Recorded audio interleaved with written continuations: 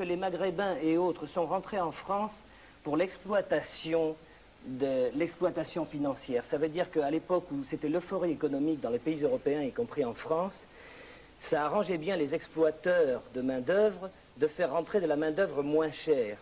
Et le chômage qui a lieu aujourd'hui et tous les problèmes qui ont lieu aujourd'hui ne sont pas dus à la présence des Maghrébins ou des Noirs ou des jaunes ou de tout ce que vous voulez en France, mais est dû à des enfoirés qui portent souvent le nom, c'est vrai, de patronat ou de gens d'extrême droite qui ont exploité les races pour les payer moins cher et maintenant voudraient s'en débarrasser alors qu'il est incontestable que ces gens-là qui ont travaillé depuis les années 58, même des fois avant, jusqu'aux années 73-74, c'est-à-dire jusqu'à la crise pétrolière, sont des gens qui ont participé à cette euphorie commerciale, qui ont participé à la réussite de la France parce qu'ils ont travaillé et parce qu'ils ont travaillé à des prix honteux et exploités par des gens. Alors je crois que s'il y a bien des gens qui ont le droit de rester en France, c'est sûrement plus souvent les chômeurs maghrébins qu'une partie des chômeurs français.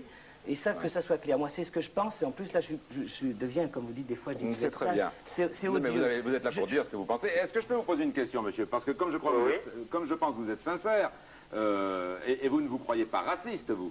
Pas tout à fait. Non. Ah ouais. Donc, pourquoi? Non, mais c'est très honnête, au contraire, de dire qu'il ne se croit pas tout à fait raciste. Donc, il n'ose pas dire, il pense qu'il ne l'est pas, et en même temps, il a l'impression de faire